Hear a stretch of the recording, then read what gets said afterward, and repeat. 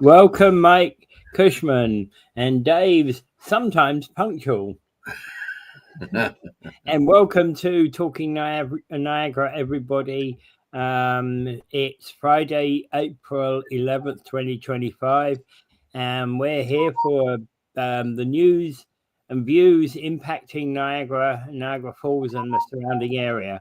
Okay, so that's what Talking Niagara is all about, just kind of bringing you I suppose, in a fun way. Although a lot of the news that we cover is quite serious. Oh yes, yeah. Like for instance, the Asian markets are tumbling again this morning, which Yep. which We'll probably get indicates the U.S. markets will go down again. yeah, and we'll get to that one. We will get to that one later in the show. And but the first point I was going to start with was the average increase in people accessing food banks in Niagara is about 36% between 23 and 24. Ouch. Yes, the increase has gone up again. It goes up every year. Last year, I think it was 20 something percent. This year, 36%. And the article that you're talking about there speaks about how it's now pretty much impossible for things like the soup kitchen to maintain itself without a lot of more private or donations like clubs like us or Lions or something like that, because um, the need is so high now.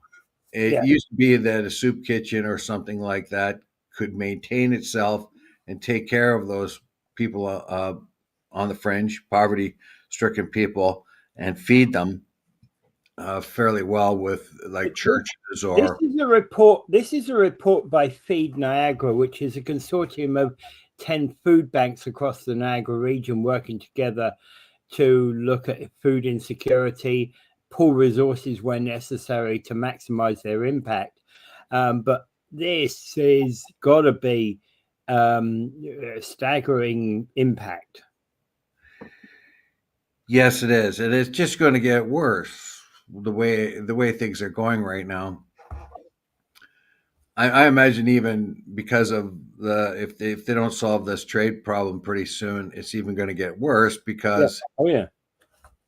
because people will be more unemployed, there'll be less opportunity, all sorts of things like that. Everything that will be coming into the country will be costing a lot more because of tariffs. Well, like you could call Trump a terrorist, something like Terrorist. this, but with a terrorist instead. But the problem is, yeah, things are not going to get any better, and they're appealing. This is not. This is kind of the second article. I think there's one last week as well that spoke Yeah. of the amount of need that there is out there. We spoke also of an in between one about post. Well, and it's reflective of broad food insecurity that we have within our society. So there's a lot of people nowadays who are paying way more. It used to be said that you pay a third of your income towards accommodation. People are paying probably 60% or more towards their accommodation, and can't afford the food anymore. Well, that's spoken of here. The people on ODSP and others are finding it very difficult to do both things: find a Yeah. place to stay and pay for it, and pay for nutritious food as well. So there's a real food insecurity out there, and we are just not being able uh, to match that need. And and of course, the idea is to ask for more government money, but they only have so much money too. Well, and part of and you see part of the problem is, yeah, you ask for more government money. They've only got so much money. You go out and look for donations, and people out there have only got so much money. In fact, it's getting their purse strings are getting tighter and tighter. So where do you get the money from? I don't know. Here's the stats. In community care of St. Catharines and Thorold, 35,853 people were assisted in the first 3 months of the year, an increase of 11% over the previous year. This year or previous year? This is right here this year, the first 3 months of this year, and 11% over the previous 3 months. It's pretty dramatic, and it's not going down. And there's a lady here called Joanne Hurwitz, a Brock University adjunct professor who has researched the trends in food bank growing food insecurity and the use of growing food insecurity. She said people should be concerned. Yeah. We said it was 20 odd % last year. So if you had 1,000 people, in 22, that had used it, and you had a 20% increase in between 22 and 23, that would suddenly be that you've got 1,200 people using it. And if you then had a 36% increase there, you're up to 1,500 people. You're up to about 1,500 people using it. So even if you only had an 11% increase for the first three, which you're talking about for the first 3 months, now you're up to 1,600 people using it. So the numbers are increasing, right? Of course. And she says here, it says, who authored the policy brief sustaining food security in Niagara, said she found an alarming growth of the number of residents in Niagara relying on food banks and food programs, and this trend does not show any signs of slowing down. Yeah. So even if it did slow, even if the amount, it's one of these kind of inflation things. Even if the amount of inflation slows down, the inflation's still there, right? Yeah, and she says also, like a lot of communities are trying to draw the attention of the Ontario government, so they hopefully to get more resources. Yeah. And it says several municipalities in Ontario are attempting to draw government attention to what is being called a growing food emergency. Just Brantford City Council in February declared a food emergency as it recognized one in 6 residents were experiencing food insecurity. 1 in 6. That's a lot. Yeah, experienced food insecurity and had in a very prosperous town like Brantford, home of Wayne Gretzky, including Ontario and insufficient income rely on government assistance programs like Ontario Works, Ontario Disability Support Program, and Old Age Security. And ironically here, by the way, Dave, when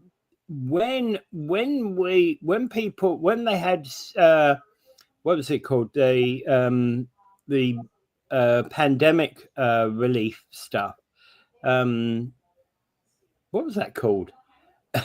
When we had the pandemic relief and you could get those the money, the checks from the government, the CERB, CERB, that's it. When you got CERB, basically, food insecurity went down.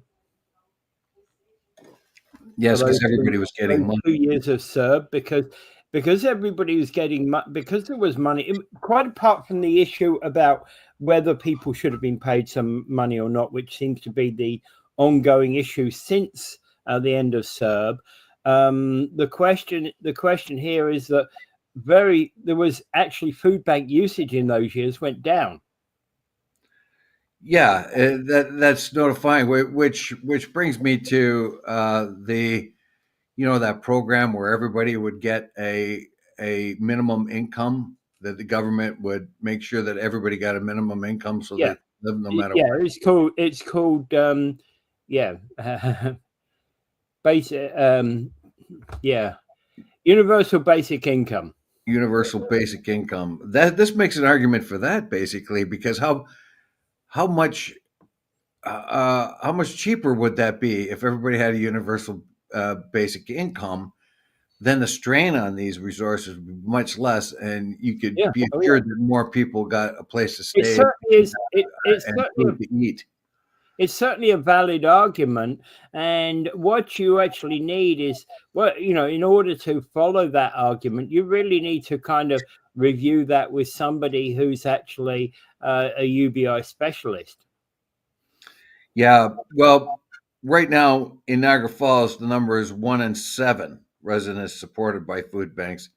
In Port Colborne, that number is 1 in 8, and it fluctuates in other municipalities in Well, Niagara. I bet that actually during the first 3 months in Niagara Falls, during the first 3 months of the year, it's probably it is probably 1 in 5, whereas in the second and third 3 months of the year, it might be 1 in 7 or 1 in 8, right? In Niagara Falls, because typically the first 3 months nobody's got a job. In the second and third quarters, of course, we've got what kicks in is the tourist sessions. Yes, and so you might get people getting seasonal work, which would relieve some pressure on them Yeah. when that happens. Now, here is Food Niagara, as a consortium of 10 food banks in the region that came together to address needs and pool resources, saw a median average increase in the people accessing food banks of about 36% between 2023 and 2024. So it was even more than I had earlier said. While about 33% of the food bank clients are children. Oh, God, that hurts, doesn't it? Yeah. 33% of those feeling food insecurity are children. Well, I wouldn't. That surprises me in a way because um, you'd think that, okay, so if you've got a family and 2 kids and you're going to the food bank, surely only dad goes to the food bank and gets for the family of, for the family of 4, and the kids don't go along. Well, here it says something interesting. It says about 33% of the food clients are children. Feed Niagara is seeing more single parent households juggling two income. That would probably be true as well. Yeah. It says here that Feed Niagara is seeing more single parent households juggling two income sources, still, even so, requiring help. So they have Yeah. a single parent having 2 jobs, still requiring help. Yeah. Yeah. And not That gives you an idea somehow of I'm not surprised. I really am not surprised with that statistic at all. It's always single parent families that suffer the worst in our society. yeah, and Hurwitz, who authored the report, said people's ability to feed themselves is linked to stagnating incomes and costly housing market. Yeah. It says here Yeah. Well, exactly. most people experience increased food insecurity are renters. The housing crisis has impacted people's ability to provide food in their households. Just as I earlier said, Yeah. it sometimes people have a choice: you're going to have a nice house, or you're going to have enough or nice place to stay, or you're going to have nutritious food on the table. It's Well, sad that situation is even happening yeah. in Ontario, one of the wealthiest places on earth. Yeah. It's very sad that that is happening, but we've seen, if you think about it, over the last 10 years in this area, we've seen the price of housing effectively triple. Yes, and that's putting in a huge strain, and that's because of because we've brought in so many people that need homes, and then the price is coming up. A lot of the GTA people moving down here because it's a nicer place, it's cheaper to live. That whole thing has pushed prices way up all over the place, and unfortunately, everyone can see, like a person like me who has real no issues about surviving one bit, notices the higher price of everything. Yeah. And even I never Yeah, but really you're on looked at. you're on a fixed income, so yes, it impacts you. Yes, it does impact me. Like I retired in 2014, and I've only had in that time period, in that 11 years, I've only had a 6% increase in my Yeah, yeah, pension because it's not. I don't have a COLA or a cost of living attached to my yeah, pension. yeah, exactly. The pension, any raise in pension is at the discretion of how well the pension fund is doing. Yeah, exactly. Okay. And we have definitely got a whole heap of comments in relation to that. 3,000 homeless in Ottawa alone. Yep. Yeah, that's the city. That's the nation's capital. Good morning, Karen. All right, Hello, former candidate of the Green Party. yeah. So good morning, Nancy, as well. We made it to Friday. It's cold in Cleveland this morning. I hope you have a good weekend. We hope you have a good weekend as well, Nancy. Yeah, cold. It's cold here, but it's funny how we were spending March quite warm weather, and now it's damn cold, right? April is the month of frustration. Yeah, One day as you, warm, one day as you cold. frequently say, Dave, and I agree with you. It is very much is. Okay, so Gary Wilkins is saying my buddy's son uses the food bank on St. Lawrence Avenue. Says immigrants are coming and taking 5, 6, 7 meals at a time. This is BS. Right. Yeah, unfortunately, there is abuse there, as pointed out by some of our counselors from time to time. There is abuse there. Unfortunately, Yeah. with the soup kitchen, they don't have any way of vetting the people that come through there. They're Yeah. open to all. And when I've gone down there to give donations, uh, in the past, I've gone there and I've watched the people come. Most of the people, that they are worthy. In fact, the last Well, time worthy of the help. But there are abuses. And one time, a guy showed up and he had a really fancy motorcycle, got off the yeah. motorcycle, got his Well, grub, it was and the same. It was the same when I went there to give a donation one time. There was a guy, who parked up his nice shiny BMW and got in line. yeah, you see, and the soup kitchen have no way of vetting these people. They're open to all. It's an honesty thing. All we can be assured of is that most of the people there are worthy recipients of it, but there are going to be abusers, Yeah. and so we're going to have students, foreign students, and that's been an issue all along. Once they find this out that they can get a free meal, they can have they need to spend less um, on their own accommodations. So that, although I don't think the abuse is huge, it's there. And unfortunately, there's nothing much you could do about it in the meantime because they just don't have the where means. Now, when I'm down there, there was a lot of ignorant people too, like people who need the help but are just damned ignorant and give me this and give me that. And there was one lady there didn't like what was going on, so she was spitting, and she was in line and she was spitting it out. Jesus, but that's about the first time ever I had to resist hitting a woman. That's she was just so repulsive Yeah. in the way she was acting and how little she appreciated what was going on there. Yeah. And Yeah. Yeah. I mentioned it one of the soup kitchen people, and she says, "Oh yeah, well we get all kinds, and we don't turn anyone away." Yeah. So there are issues with that, but let me tell you, the last time I was Well, there, I not had the a last time I was there were people who were down to the bones of their arse. They were so thin, they yeah. were like pencil thin. Yeah. Oh yeah, I mean, and the vast majority of people are like that. But as I say, the guy who showed up in those shiny brand new BMW, I thought to myself afterwards that hey, if you even if you just bought a brand new car, doesn't mean you don't get fired the next day. Yes, You I know, I don't know. It was just, yeah. And There's, when I say fired, I'm not specifically literally meaning just fired, but all of the ways that you could get could get told to leave your company. well, there's abusers of all kinds of Yeah, systems. There's abusers of welfare.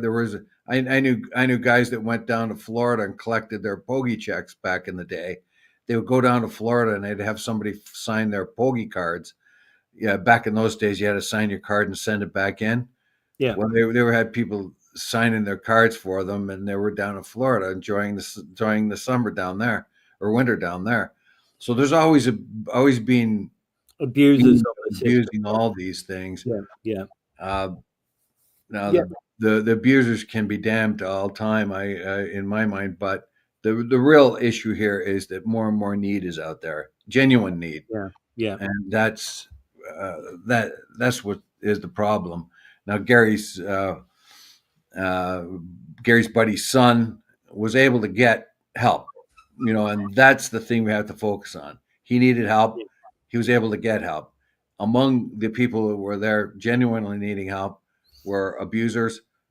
How can you screen them out? It frustrates you, but at least you know that Gary's Gary's son's friend at least was able to get some help because he needed it, yeah, and so that's the positive part of it. yeah. Okay, so Niagara's election candidates is something that you've got up there, and so for Niagara Falls and Niagara on the Lake, we've got the following: People's Party of Canada, Dinah Althorpe; Centrist Party of Canada, Yawa Anwar; Conservative Party, Tony Baldinelli; Liberal Party, Andrea Kaiser; NDP, Shannon Mitchell; Libertarian, Danielle Chuck Mundez; and Green Party, Celia Taylor. So there we go. That's for Yes, our local candidates. I think Baldinelli is going to have a run for his money this time round. Yeah. You need 6 full years to get a pension, don't you? Uh, I think he's had. he might not get 6 full years if Kaiser comes in. I think he's had his 6 full years. He's been there 2 terms. Well, he got first elected in 2019, and the elections are in the fall. So if this election unseats him, he'll be short of that 6 months or that 6 years, wouldn't he? Well, actually, when they were talking about the Singh pension, they were talking about the Singh pension was up in February. Well, yeah, he had to get for whatever reason, Singh had to get his by February. Elected in a by-election. Yeah, you're right. Okay. So don't know, and I'm sure that's not. I'm sure that's not the kind of thing that's going through Tony's mind right now. I'm sure Tony's more about what he can do to represent the people of Niagara Falls and Niagara on the Lake better.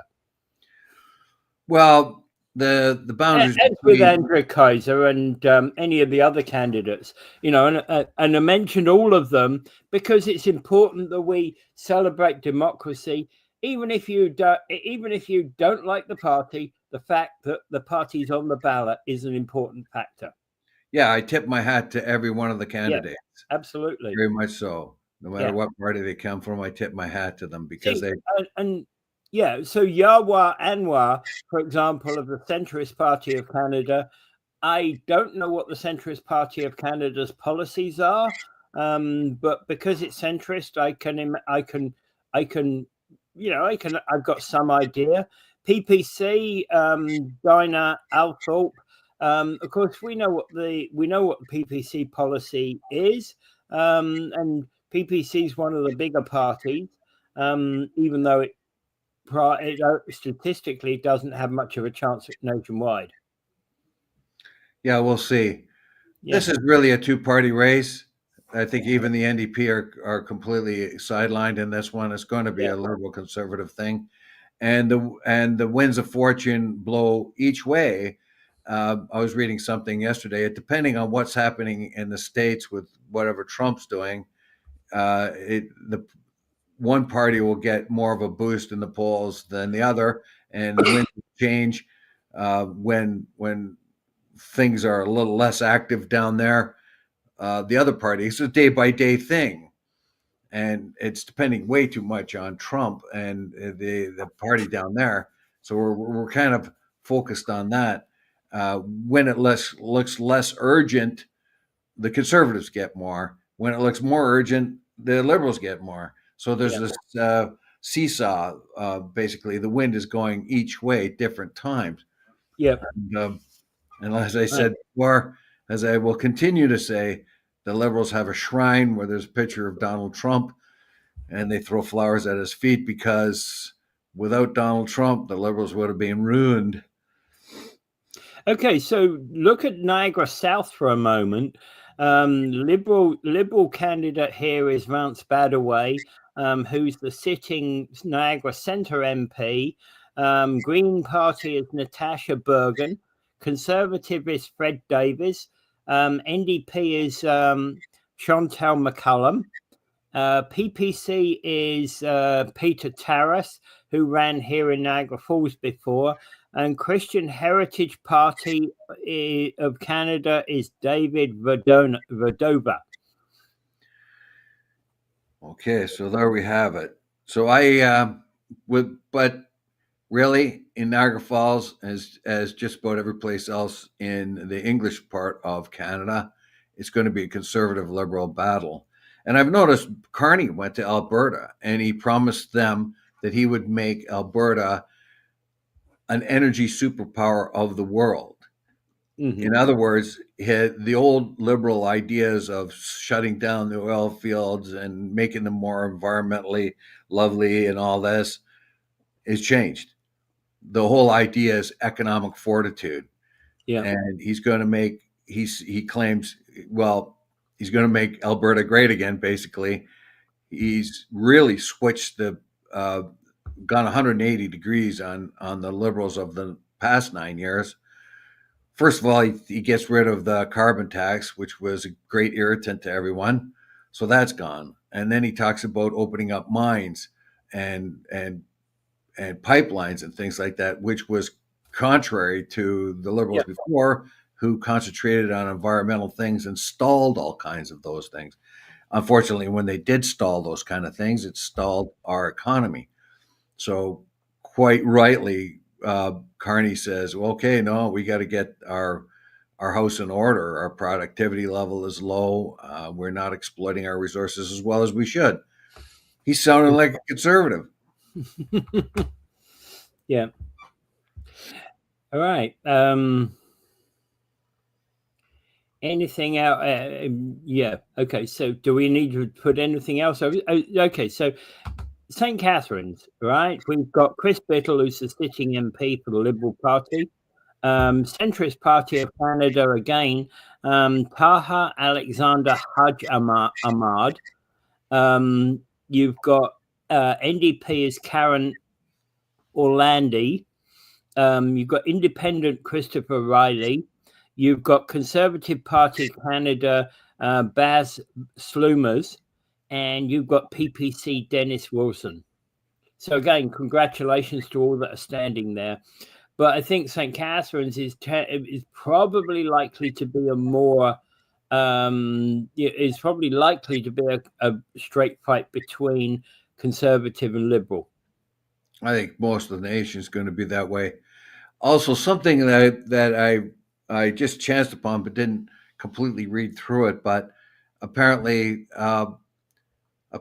conservatives candidates are not showing up to debates. Yeah. And are restricting the access to the press. That may have worked before, but I don't think it's going to work this time. When people like to see their candidates in a debate, that I think just screwed Ruth Ann Neuestag during the PC thing. During the provincial election of late, that was a big irritant, and the fact that she wasn't available to the press in normal ways. The idea that conservatives, if you limit the press exposure, you limit any possibility of getting negative press. Yeah. Because the legacy media, so they say, is more left leaning. Well, that's true, but if it looks like you're afraid to talk afraid to Oh, show up. that has major implications. By the way, of course, your election cards are out. Oh, I haven't got mine yet. You haven't? No. Mine arrived yesterday, but expect it probably today or next couple of days. Okay. Well, I'm surprised you haven't gotten yours because you are a regular voter, right? That's good. Yeah, yeah, I do, and I do the same thing every time. I do a write-in vote. I put my own name in there. I haven't won yet. Any day now, though. No, well, like I'll go back to this. I'll tip my hat to all the candidates out there. As think of what you will of Doug Ford. He played the real politician and was very dignified when he won. He thanked all the candidates of all the parties. He didn't say, "Oh, good thing the Liberals didn't get those communists," like's going on so often, where they deride the other people. Derision is not Canadian. That works in the States maybe, but it doesn't work here. Yeah. Well, wins or loses, I tip my cap to anyone who stepped forward. Well, I'm kind of leafing through the Green Party, the Libertarian Party, and the centrist party's brochures. Maybe I might vote for one of them. It depends. Like you might want to vote on the individual, as we so often do here. Is we have an individual we like very much, but I would think that Andrea Kaiser is becoming more and more well known, and she did pretty good in one of the elections that I was a part of, and actually she won in my poll that I was in, but she eventually lost, of course, but she's becoming more well known, and it depends on the moment. If Donald Trump does something dumb again and calls Canada the 51st state, then she'll get the win. If Trump shuts his mouth for 24 hours before the election, maybe Baldinelli will get back in. Who knows? Yep. That's a kind of tough one. Okay, so the ones back home steal and sell that okay. Yeah. Oh, yeah. They survive. Yeah. Okay, so let's move on. Mayor Jim has seen dozens of graffiti out there in the city, and is disgusted by it. Well, I see them too, and one of the things I'm disgusted is they're lousy graffiti artists. They stink. If you go anywhere, any other town in Ontario or anywhere, and you see the graffiti, there's something to it. There is a little bit of artistic background there. The graffiti we have in it, where do we get in our graffiti artists? That's what I'm asking. They haven't even passed graffiti 101. They are just terrible. I mean, there's no, I don't agree with graffiti one bit. Here and there, and again, I've seen some samples of graffiti that you could actually sit there. You could sit there and you can kind of spend all day just looking at the artwork. Well, yeah, this is like Bansky. Like Bansky. Yeah, exactly. Like I went to a Bansky museum in museum/art gallery kind of thing in Lisbon, and it had all kinds of his stuff there. Yeah, he's got absolutely stunning stuff, and like a person giving flowers out through the wall, but yeah, fantastically done. I met a guy when I was in Thailand. I met a couple of guys that were graffiti artists that used to be just graffiti artists, but had turned into mural artists, and they were hired by Indonesia, the second largest city in Indonesia, to make a huge mural on a wall, because their graffiti art had evolved to such a point where they were fabulous mural designers, and they were doing a mural on the side of a hotel that was there. The deal was they get free accommodations if they put this mural on the side of the hotel.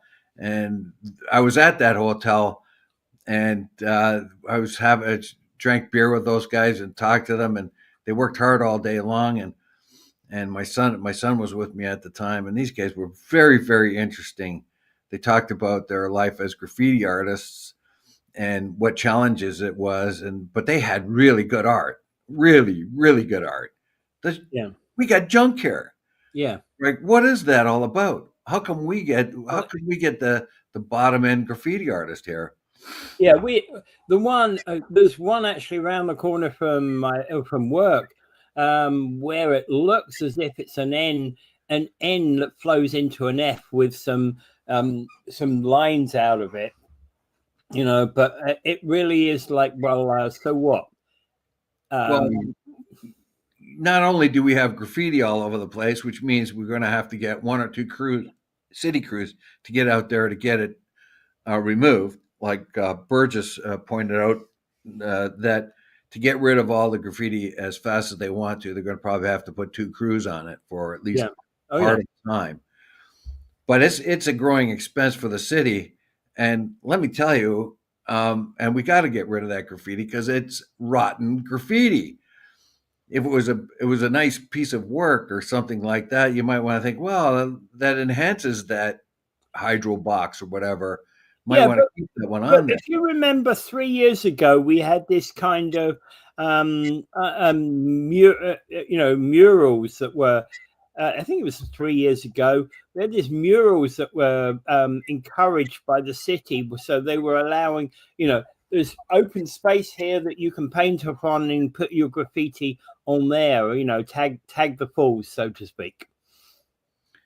Yeah, it's and some of those were, what other cities do, for instance, they'll get a bunch of sea cans together and they'll put them up, and they'll ask the city graffiti artists to come do them up, and they do that one or two times a year, hopefully to draw the graffiti artists away from their walls, and have a kind of even a competition. So but whoever's doing the graffiti around town now really is like, he failed graffiti class for sure. Yeah, that's what I was going to say. That there's the sign that I saw was totally unimaginative. The one I've seen some utter rubbish when it comes to graffiti, and I've seen some that I'll tell you are mind-boggling. All right. So there was a graffiti artist who did the side of a building. It was the side of because I've seen the picture of the before and the after. In the before picture, of course, it's the side of an apartment building that is just brick. It's pure brick building, but the entire side had ladies out there on the balconies waving to one another, plants on the balconies.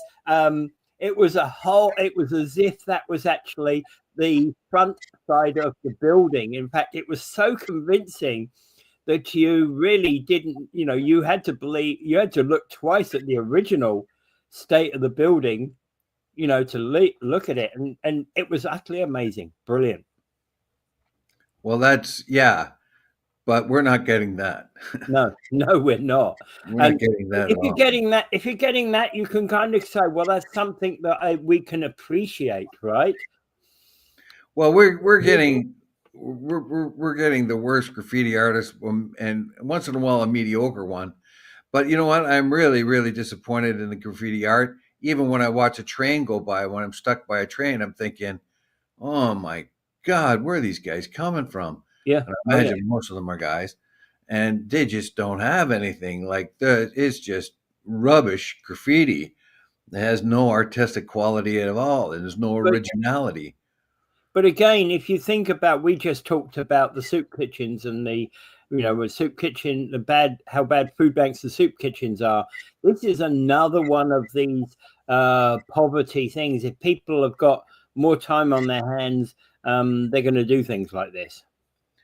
Well, we can be happy that somebody thinks they're an artist and mess up and go around painting things. It'd be a lot worse if they were buskers who thought they were good musicians and destroyed our ears going into the liquor store or whatever. I suppose it could get worse. Right. Okay. So Gary's saying he's worried about that. What a joke! Just look at the city workers did on Simcoe Street. There's a saving for the taxpayers. Those employees have zero morals to work with there. Yeah. Well. Right. Yeah. Well, I know is some city workers really like their jobs and really like to work. So I don't know. But then again, you're on a crew wiping down, trying to clean up paint and stuff like that. That's a thankless task anyway, right? Yeah, and if you ever try to clean that stuff up, it's pretty hard. Anyway, that's a good idea. Let's go for the beer. Yeah, we're gonna have to shoot some pool pretty soon. Yeah, I've been working on my game, Gary. I've been working on my game, so it's going to be easier for me to lose on purpose. I'm betting on Dave. 2-1 on Dave. But it's pretty hard. I got my glasses and my arthritis. It's pretty hard.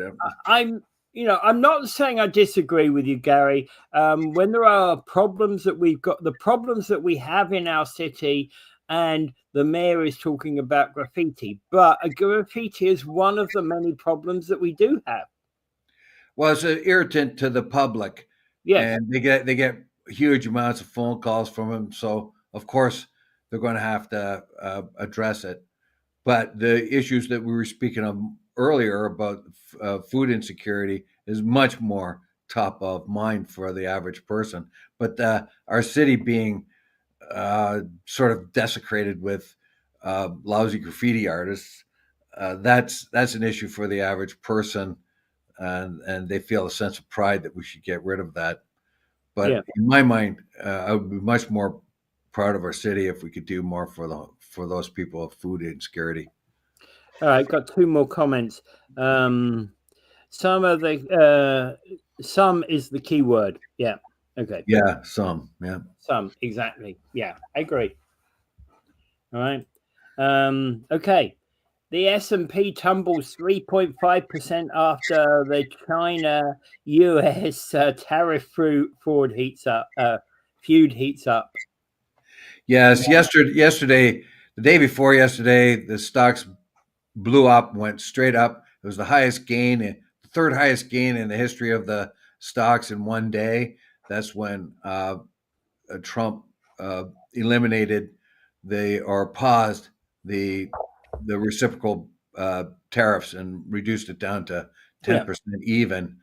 But the next day, they went down. Yesterday, one half of those gains they made were lost yesterday. Yeah. And today I was looking at the early Asian markets. They're still going down. And it'll probably go down in the US because the US tariff on China is 145% now, and China just upped theirs from 84% to 125%. This is a tit for tat. It's rather meaningless. Once you get over about 50 or 60 or 70%, then you're going to have cargo ships staying in the United States that were headed for China, and Chinese ships that were headed for the United States not going there at all. Yeah. So this feud was going to have to be put to bed. Each side saying the other has to phone them first. I think that there's going to be a neutral country step forward and offer a place for both leaders to go and negotiate. Switzerland, Paris, London, come here and negotiate. Go to Reykjavik in Iceland. Who knows? Who cares? Go to North Korea. Who cares? The two leaders can go there into a neutral country. So I think it's up to someone to think about it. Right now, the U.S. is not going to budge, and China's not going to budge. In the meantime, the rest of us are going to suffer for it. And by the way, Tesla stocks went down 7.27% yesterday. They're getting absolutely destroyed. They're absolutely destroyed. And there's a fight between Navarro and Elon Musk. Musk said that Navarro was dumber than a sack of bricks, and then he apologized. Oh. Then he apologized to the BRICS nations, the BRICS group of nations, and said, "I'm sorry you used the word brick because it could be meant to be an insult to the BRICS nations as well." So, yeah, it was very, very interesting. We got a feud going on there. We have Bessent, Navarro, and Lutnick and Musk all in there vying for the president's attention. And apparently, the reason why he pulled the worldwide reciprocal tariffs and put them down to 10% is because the U.S. Treasuries and bonds were suffering quite a bit, which would be disastrous for the U.S. economy if it continues. Yeah. So in fact, actually, the point being is their two-pronged attack. Realistically, the stock markets paused for a moment and thought, okay, the 10% tariffs is a good thing. Then, of course, they got to thinking about this and went, China. Oh dear. This is where so much trade is happening, and started to panic again. Well, I was watching Mellon Baker the other day, and he said this. He says the stock market spike was like you're in a room with a guy and he's beating you to death and pushing your head against the wall, and then suddenly stops. Well, you do get kind of feeling of relief, don't you? And that you would get an adrenaline rush, and then maybe you do land a punch on him. Yeah. Well, then you realize you're still in the same room with the guy that just beat you and smashed your head against the wall. He's not doing it right now, but he could any minute. So that would be the reason why the stocks kept going down yesterday. We'll see how they happen today. The Trump had a big meeting with his advisors yesterday. So I have a feeling that they're going to have to. Trump says, "Oh, China wants to make a deal," and China says, "Well, we're open for a deal." Trump says, "Well, they just don't know how to open the door to make a deal." That's because Trump says, "You got to phone me first," and China says, "I'm not doing that. Why do that?" And they witnessed what. Why would China do that? Yeah, why would China do that? Yeah, and they witnessed what apparently. There's some apprehension because they witnessed what happened to Zelensky when he went to the Oval Office and how he got humiliated. They don't want any one of their officials being humiliated in the same way. So they're very wary about any public appearance. And none of us here on this show are actually fans of China. Let's be blunt about that right now. No, they cheat. They cheat all the time. Yeah. They don't float their currency. They keep it low. There's all those things that Trump has said is true, but it affects Canada, it affects the EU, it affects everybody. So what Trump didn't do, which he should have, was aligned all of his allies, Canada, Mexico, the EU, where they could have a concerted attack against China for the fentanyl. Like U.S. is not the only place that's getting fentanyl. It's happening everywhere in the world. So they could hit them with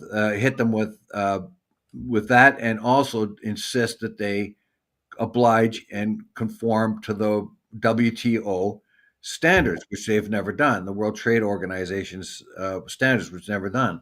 Yeah. But instead, Trump attacked everybody in the world and China, which means that everyone else in the world is worried about what's happening between them and the U.S. Primarily. The U.S. could have had the world of allies because everybody's miffed at China. Yeah. And right now, the Dow is down 2.5% this morning. TSX down 3%. The UK, funnily enough, the UK, the FTSE is up 0.32%. Um, Well, they see opportunities. They see opportunities. well, it's midday. Remember, it's midday in London, Yeah. right? Midway through the trading day in London. The I'm just trying to see if I can get a Sensex is up 1.7%. So it's DAX is down 1.6%. You see, the German bourse is down 1.67%. Yeah, so it's a varied picture across there. Yeah, this is not going to get resolved. China Yeah, and U.S. have got to get into the same room. Otherwise, though, a lot of most of the poor people in the world will suffer for this because it will stall the world economy. yeah, And say what you will about globalization and how and all the problems that are fraught with globalization in the last 50 or 60 years, globalization, the free trade network around the world, the rules-based order that's around it, that was created largely but it's by the become United States, has helped the whole world. yeah, it's Uh, become a feature. It's become a feature not just of the European Union, world's trading networks, as largely it's not totally tariff free, but is has been tending towards tariff free. Look, the opening up of the world markets all around has had problems, but essentially one of the main things that's happened in that time period since call it from 19 right after the war basically Yeah, until now, the U.S. has fostered a freer trade system all around the world. yeah, That's largely due to their leadership. That has benefit the entire world. The standards of living everywhere have gone up. Poverty has gone down worldwide. It's an amazing transition. Now, of course, there are problems with this. They can be resolved, but I'm not so sure a war like this is going to do that. yeah. And It's not. and what I fear is the poor people around the world are going to have to take a step back. There's going to be Yeah, more poverty, more starvation, all that kind of thing because the markets have been so disrupted. I don't think that's necessary. There were other ways of doing this, but we'll see what happens anyway. If the markets continue to tumble, and it's not just the markets they're most worried about is the treasury, the securities, treasury securities that are are going down, which is an indication that people are fleeing all things U.S. They're even dumping their dollars, which is yeah, normal. Stock market goes down.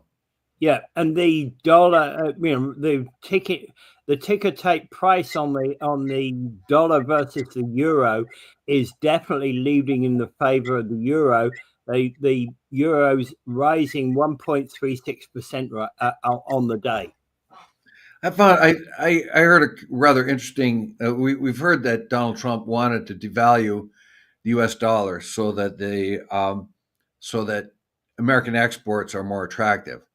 The Yeah, problem with that is because the American is such a wealthy nation, people trade there and they can offer their goods much cheaper because their currencies are nowhere as strong. That's true of Canada. Like right now, somebody making $30 an hour in a steel mill is probably uh, in Canada compared to somebody making $30 an hour in a U.S. steel mill. Well, obviously, the steel we produce is cheaper because the U.S. dollar is so much stronger when they come to buy it. So that's part of the problem. So the devaluing the U.S. dollar at the same time trying to keep it as the reserve currency of the world. because because if the guy was on $30, the guy in the steel mill was on $30.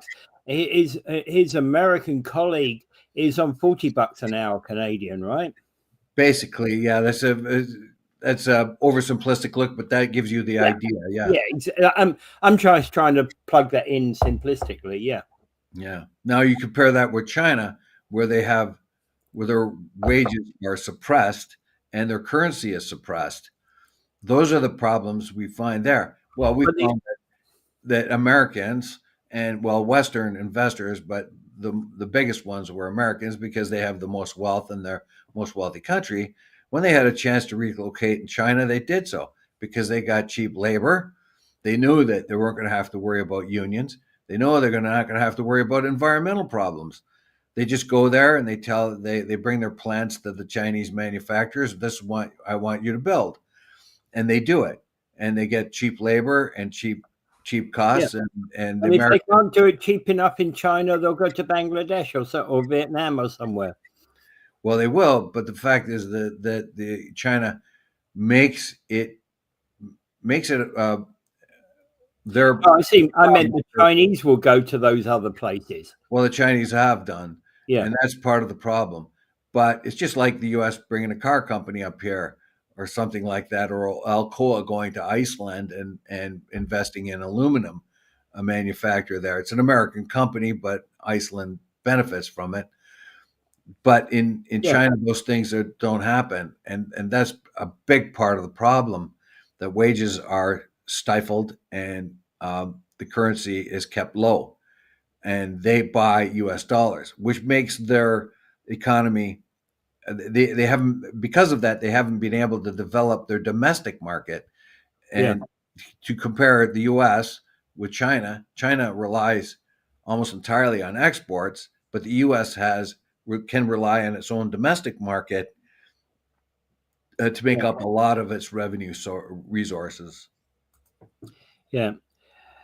Right. Safe week. Got to go. Yep. Okay. And Marty Ledger. Good morning. Hi, Marty. How's it going? Yep. Okay. Welcome new people to the show all the time. It's a good thing. Right. Okay. So, anything else really on the stocks? Not really. We'll have to see what's going to happen today. I think I think nervousness continues in the market, really. I expect that Trump might even reduce the tariff tax down to 5. If he left it that way, it would be enough to build up a lot of money. But they're really he's got himself really in a bind because the Congress has just put out a new proposal for a budget that would put the U.S. in much more debt, and they have to do that. That debt ceiling is being raised so that they can provide tax incentives, reduce taxes for the wealthiest of the Americans, and they hope that the tariffs will offset that. I think he's doing two things at the same time, which won't work. And I think in the end, the tax relief that he's given the wealthy will not be appreciated in the end. No. And tax relief rarely, tax relief. Well, there's a theory that tax relief for the wealthy tumbles down to the poor, to the people they employ. But I don't know that's ever really been proven. Well, I said yesterday, and I've still got the clipboard where I put that information, where